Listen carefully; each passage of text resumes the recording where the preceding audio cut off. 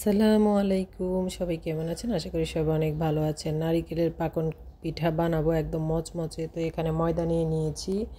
ময়দা আমি এখানে 2 কেজির মতো ময়দা নিয়েছি। তারপরে ময়দার সাথে আমি লবণ এবং কালো জিরা দিয়ে ভালো করে মিক্স করে নিয়েছি।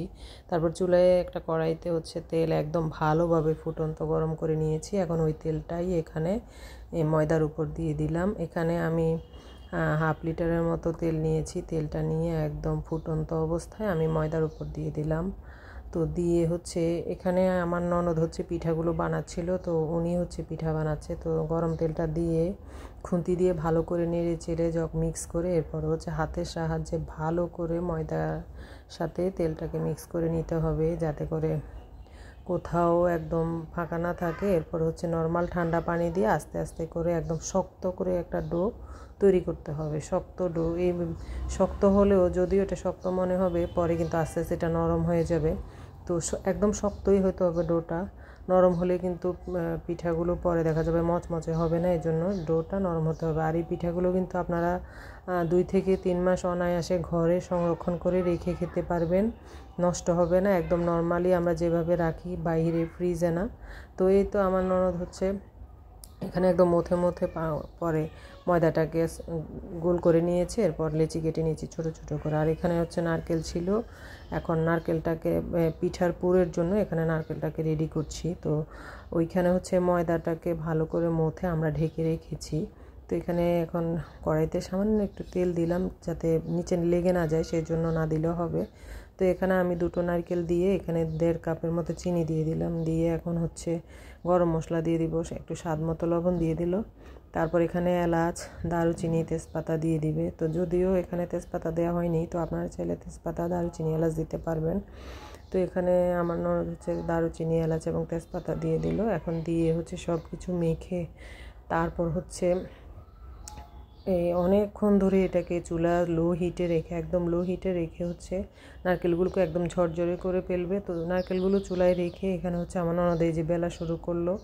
এই যে এরকম ছোটো ছোটো একদম পাতলা করে বেলে তারপর এটার মধ্যে ফুট দিবে। যে নারকেলগুলো এইরকম ঝরঝরে হয়ে গেল, একদম অনেকক্ষণ প্রায় 1 ঘন্টার মতো জাল করে করে করে করে চুলা লো হিটে রেখে একদম এই যে একদম ঝরঝরে মচমচে কিন্তু এই নারকেলের পুরটা। তো এখন এই যে সবগুলো লিচি বেলা হচ্ছে, আর এদিকে আমার ননদ পুরগুলো দিয়ে এখন বানাচ্ছে। এই যে উনি এভাবে টিপে টিপে এরপর একটা ডিজাইন করে নিচ্ছে। আপনারা চাইলে এমনি এভাবেও রাখতে পারেন, রেখে কেটে দিলেই হবে। তো উনি এই যে একটা ডিজাইন করে ফেললো। এই তো একটা পিঠা হয়ে গেল। এই পিঠাগুলো এত মজা, মানে মচমচে, মুখে দিলেই মানে একদম মচমচে। এই যে আবার বানাতে অনেক সহজ, যদিও নারকেলটা পুরটা রেডি করতে অনেক সময় লেগেছিল, কিন্তু বানাতে তেমন বেশি একটা সময় লাগেনি।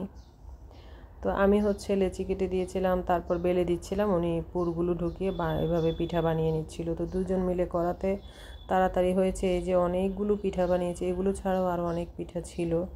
তো আমার এই পিঠা রেসিপিটা কেমন লাগলো সব অবশ্যই কমেন্ট করে জানাবেন। যদি ভালো লাগে লাইক, কমেন্ট, শেয়ার করবেন, পেজটাকে ফলো করবেন, চ্যানেলটাকে সাবস্ক্রাইব করে রাখবেন। এখন ভাজার পালা।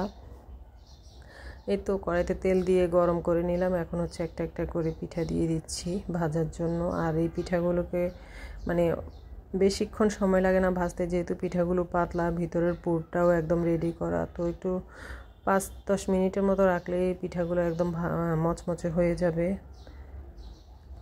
কিছুক্ষণ পর পর উল্টে দিতে হবে, তবে চুলা থেকে যাওয়া যাবে না, দাঁড়িয়ে থেকে ভাজতে হবে। যে এরকম কালার হলে তারপর উঠিয়ে নিতে হবে।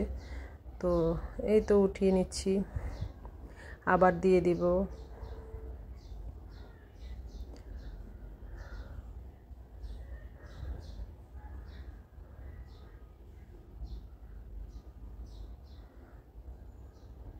তো আমার রেসিপিটা কেমন লাগলো আপনারা অবশ্যই কমেন্ট করে জানাবেন। আজকের মতো এখানে বিদায় নিচ্ছি। সবাই ভালো থাকবেন। আল্লাহ হাফেজ।